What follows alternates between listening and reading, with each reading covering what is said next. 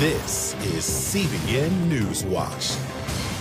Thanks for joining us for CBN NewsWatch. I'm Brody Carter. We begin this half hour in the Middle East with hostage talks set to start once again. But Israel is drawing a hard line. Either Hamas frees those hostages by Ramadan or the I.D.F. will target the terrorists' last stronghold in Rafah during the Muslim holy month. CBN's Paul Strand reports from Jerusalem. Israel's war against Hamas started months ago in the north of Gaza, but the military says it's still expanding its operations there. Troops were seen running and firing as they made their way building to building. And as the fighting continues, Israeli negotiators are headed back to stalled talks aimed at getting the release of up to 130 hostages that Hamas may still hold captive in Gaza. Israel's returning to talks because mediators say Hamas has softened its demands, like a total end to the war. Even so, Israel's goal is to keep going till it has permanently ended the threat of Hamas. Israeli War Cabinet Minister Benny Gantz has repeated his demand that Hamas release all the hostages before the March 10th start of Ramadan. If they don't, he says the I.D.F. will launch its offensive even during that Islamic holy month into its last major target. That's the city of Rafah, which right now is packed with more than 1 million Palestinian refugees who fled earlier fighting in other parts of Gaza. Meanwhile, more information on that new report to the United Nations showing horrific sexual violence committed by Hamas against Israeli women and girls October 7th. The head of the group issuing the report told CBN's Julie Stahl the brutal attacks included gang assaults and shooting women in their private parts. It was systematic, planned, intentional sexual violence atrocities, very sadistic and very brutal. It's very hard to see that these kind of things happen and the world denies, doesn't care, doesn't believe. And in areas where Israeli forces have eliminated the terrorist threats, some of the tens of thousands of Israelis who evacuated many dozens of communities close to Gaza after Hamas's deadly attack are preparing to return to their homes. Many were too terrified of another invasion or continued barrages of missiles from Gaza, but both threats appear nearly over. Prime Minister Benjamin Netanyahu was dealing with the same issue of getting Israeli evacuees back to their homes, but this time in northern Israel, near the border with Lebanon. Many fled the almost daily shelling and drone attacks launched by Hezbollah terrorists since October. Netanyahu was visiting troops on the Golan Heights and promised an end to the Hezbollah threat and safety for Israeli residents. We will achieve it in one of two ways, by military means, if required, in a political way, if possible. Meanwhile, he's presented his war cabinet a plan for Gaza after the war. It includes a complete demilitarization of Gaza, except for Israeli troops manning a buffer zone between Gaza and Israel. It calls for de-radicalizing Gaza's Palestinians. Polls show they, by a vast majority, support Hamas's goals of wiping out the nation of Israel and its entire Jewish population. The post-war plan also envisions a takeover by local Palestinians experienced in governing, but only if they're not connected to terrorist groups. Paul Strand, CBN News, Jerusalem. When Hamas attacked Israeli communities on October 7th, much of the world initially stood with Israel. Anti-Semitism, however, skyrocketed soon after. Now, after almost 4 months, Israel is launching an offensive to fight back. CBN News Middle East correspondent Julie Stahl brings us that story. Statistics show that anti-Semitism is as high as it's been since the beginning of the Nazi movement. It's a major threat for Jewish communities. We see that Jews are afraid to wear the yarmulke or the Magen David and to go out on the street. We have the case of Paul Kessler, a professor who quietly raised an Israeli flag in the streets of LA and was brutally murdered by pro-Palestinian protesters. Israeli government minister Amichai Chikli handles issues relating to Jews worldwide. He recently shared a report on this dramatic rise and focused on key incidents of 2023, mainly the murder of Jews and Israelis in the U.S., Tunisia, and Egypt, and U.S. university presidents arguing that calls for genocide of the Jews did not violate their code of conduct. Chikli tells CBN News much of this can be traced to universities receiving funding from foreign states like Qatar and organizations promoting terror and jihad. I think we need to examine what's happening in CARE and other Muslim Brotherhood-related organizations that possess a threat not just for Jews, but also for any other civilian, and especially for the ideology and the values of the Judeo-Christian civilization. He also echoed cause for alarm within the Palestinian Authority. Mahmoud Abbas, who says that Hitler exterminated the Jews not because of their religion, but because of their social role and financial business. This is basically Hamas, almost medieval blood labels. The focus of growth, however, comes back to the United States, which recorded some 45% of worldwide anti-Semitic incidents since October 7th. So today the U.S. became the center of anti-Semitism. In terms of the cases that we are facing, we know that this is also the largest Jewish community outside of Israel. The greatest weapon, though, is social media, which reaches across borders. We've seen an increase of 1,200 anti-Semitic content that calls for violence against Jews. These are not just posts against Jews. These are posts with a specific intent to commit a violent assault. Chikli says Israel is changing its strategy from defense to offense, including countersuits against Hamas for war crimes, exposing anti-Semitic indoctrination in UNRWA and the Palestinian Authority, such as its pay-to-slay program, which rewards those who murder Jews, and pressuring governments, decision-makers, and financiers to freeze or put conditions on aid to the PA, UNRWA, and similar organizations. A key reminder that he emphasizes is that the Hamas attacks on October 7th were not just against Israel. It's against the Jewish people and also against, I think, the Western civilization. The jihadist, the global jihad agenda is not just related to Jews and it's not just related to Israel. It's the Western civilization as a whole. Julie Stahl, CBN News, Jerusalem. Back here at home, AT&T says the hours-long cell phone outage on Thursday was not a malicious attack. The company says it was caused by an error in coding while it was expanding its network. According to the U.S. outage tracker Down Detector, the outage occurred around 3:30 a.m. Thursday, with an estimated 73,000 reported incidents. AT&T says cell phone service should now be completely reconnected. The FBI is looking into the matter and says if they learn anything maliciously, any activity that could have been caused maliciously, they would act accordingly. Well, now to the 2024 election. Former President Trump is pledging to defend Christianity and religious liberty as well, should he win the White House in November. Making those promises in a speech last night to religious broadcasters, CBN's Jenna Browder has more. Former President Trump addressing an enthusiastic crowd at the annual National Religious Broadcasters Convention, the organization celebrating its 80th anniversary this year. This great organization has helped spread the Word of God, the love of Christ, the stories of the Holy Bible, and the voices of famed evangelical people and evangelists like the late, great Pat Robertson, who was a great gentleman, got to know him very well. Great evangelist. And, of course, Billy Graham. How good was Billy Graham, right? CBN White House correspondent Abigail Robertson at the gathering in Nashville. President Trump marks the 6th time a former or sitting president has addressed the NRB.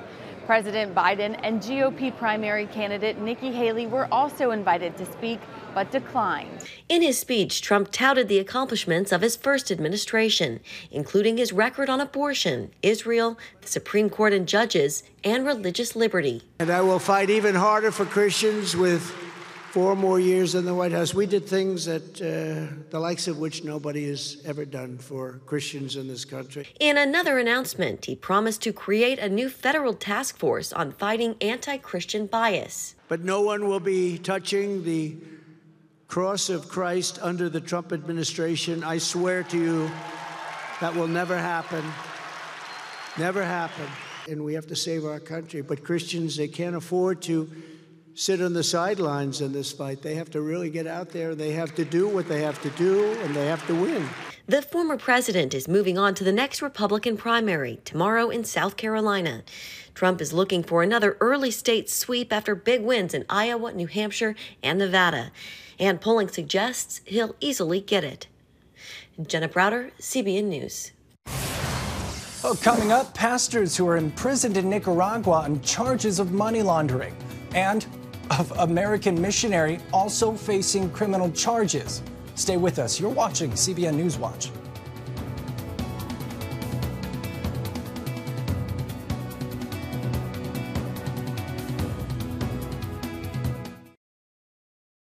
Introducing a brand new way to start your morning.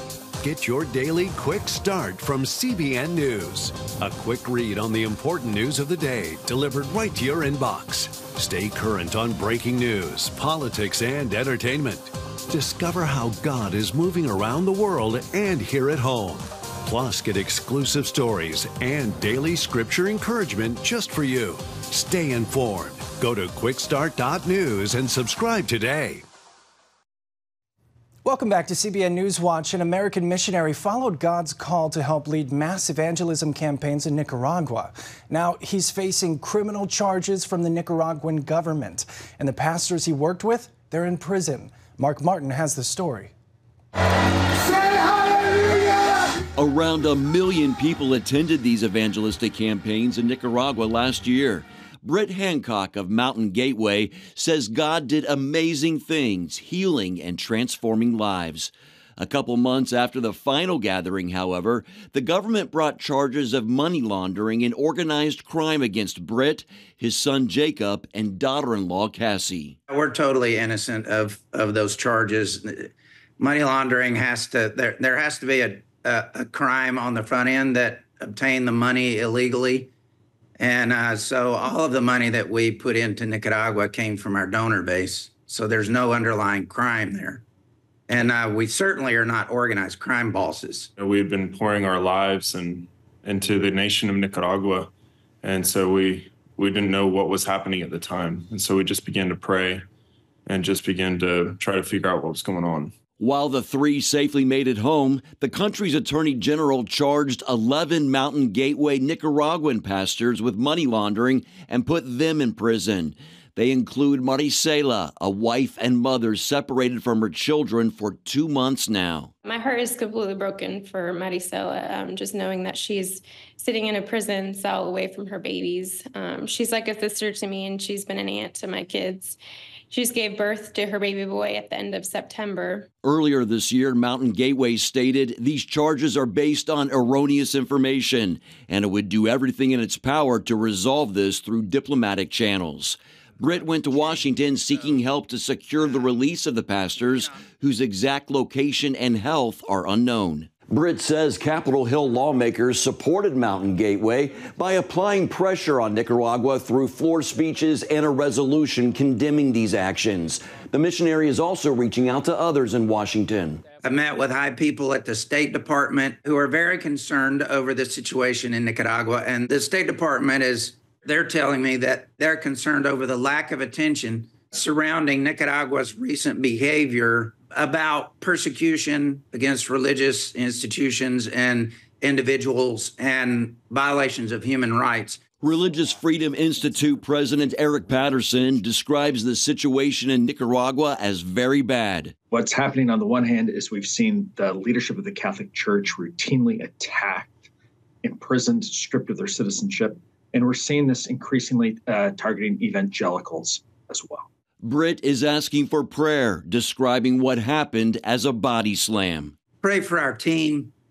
Pray that God moves to release those held in prison in a broad way. Pray that God change the environment in Nicaragua, that freedom can reign. The kind of freedom experienced by those whose lives changed after attending Mountain Gateway's evangelistic campaigns. Mark Martin, CBN News. Well, still ahead, suicide is spiking among black men in America. A former NFL player turned therapist shares his personal story and tells us what he's doing to reverse this deadly trend. Stay with us.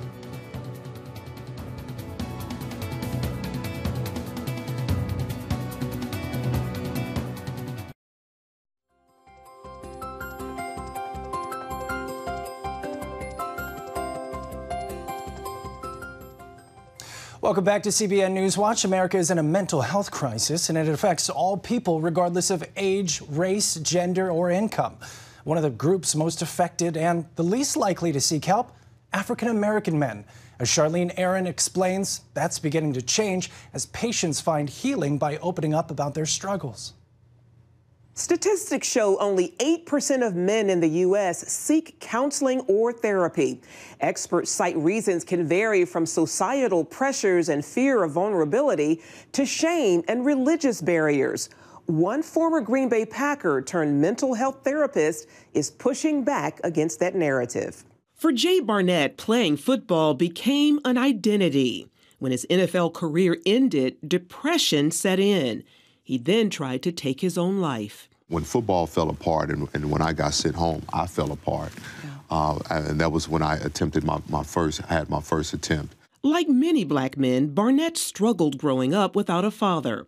He also endured abuse at the hands of his stepfather, hiding that pain for years out of fear of appearing weak. The way we're socialized as men, the way in which we have been developed to not really focus on our emotional and our mental elements of our development. We're taught to focus on the physicality, right? Getting in the gym, building muscles, becoming faster, all those different things. And no one is really helping us define what it is when it comes to our emotional parts. And so every man, I'm sure at some point in his life, has heard men don't cry or man up.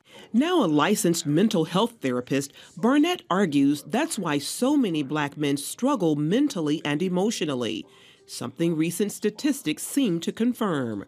While overall U.S. suicide rates have decreased in recent years, numbers are rising in the black community. A 2021 study found black men had a larger increase in suicide attempts than any other racial group. Attempts in black male adolescents increased by 47% from 2013 to 2019. The rates are increasing daily because so men feel like they can't share what they're feeling because their masculinity is going to be questioned, their sexuality is going to be in question, and then how their weakness and what I share with brothers. There's this thing about vulnerability that I've discovered that it's not displaying how weak we are, it's actually displaying how strong we are. In a 2022 interview, actor, comedian, and gospel singer David Mann revealed his secret battle with depression. It's touchy for me because I haven't shared it with anybody. I said the only way people were going to realize that I was drowning is if I completely drowned. And I was like, wow. And I can't say anything to anybody because I got to make sure you're fixed. I got to make sure you're good. I got to make sure everybody's good. And it just hit me. And I was like, I need to see a therapist. Award-winning Christian singer Anthony Evans struggled with his mental health after the loss of several loved ones, including his mother. I've taken steps in my life via therapy, which I had to go. I mean, after all this stuff, I was like, I'm about to lose it. Like, it's too much. And we all have those points in life where it's just too much, And I had to make a decision. Am I going to allow this too much to take me down, or am I going to do what I can? And there were moments where all I had was, it took everything in me to sit down with my therapist and talk through this stuff. Evans says stigma in the African American community often prevents men from seeking treatment. I think it's one of the most important things, period, as related to culture, but especially in African American culture, because sometimes it can be like, no, it's a harder stance against it. But the change that we need to see in our culture in general, to me, comes from you being not only healthy spiritually, but mental health and spiritual health and emotional health are all tied together. As a believer, he admits faith isn't always enough, something he wrote about in his book, When Faith Meets Therapy. There's something in our culture, and in faith culture even, that goes like, no, like, pray harder. And for some of us, and I'm careful when I say this because I don't want it to sound bad, but for some of us, reading Be Anxious for Nothing is not enough. You need tools on how to be anxious for nothing, or tools on how to forgive, or tools on how to love correctly, or tools on how to undo trauma. Barnett agrees. I'm not saying that prayer doesn't work in the scope of mental health, but sometimes you need to couple it with counseling, which provides clarity and context. Today, Barnett hosts a global initiative called Just Heal Bro, designed to help Black men find strength in vulnerability and healing through education and community. Evans says seeking professional help isn't a sign of weakness, but a sign of someone serious about moving forward emotionally and spiritually. I had to get almost to the point of a breakdown to admit that. So yes, that was hard because that wasn't necessary. I didn't have to go all the way to the point of almost losing my mind, my career, and my ministry to figure out that you needed help. And now I want, through the music or through the book When Faith Meets Therapy, I want people to not have to go to the point of a breakdown to figure out they need help. Charlene Aaron, CBN News. Coming up, sports history is being made for a historically black university. We'll share the good news right after this.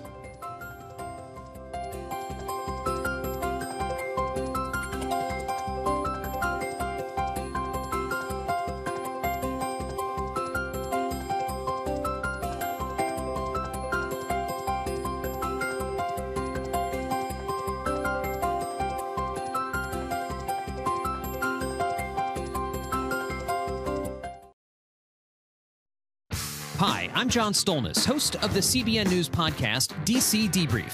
Each Friday, get the inside scoop on Washington politics straight from the nation's capital. Because truth matters. Start listening today. Stay connected with CBN News all day across our platforms. History is being made at Howard University thanks to two of their students. Maya James and Cheyenne Walker created something that no one else has done before, the very first HBCU figure skating team. It took them months to convince the school to allocate funds for a sport that is not part of the Division I category, yet their determination and their passion for figure skating will pay off as they're set to break the ice this weekend at their first intercollegiate tournament.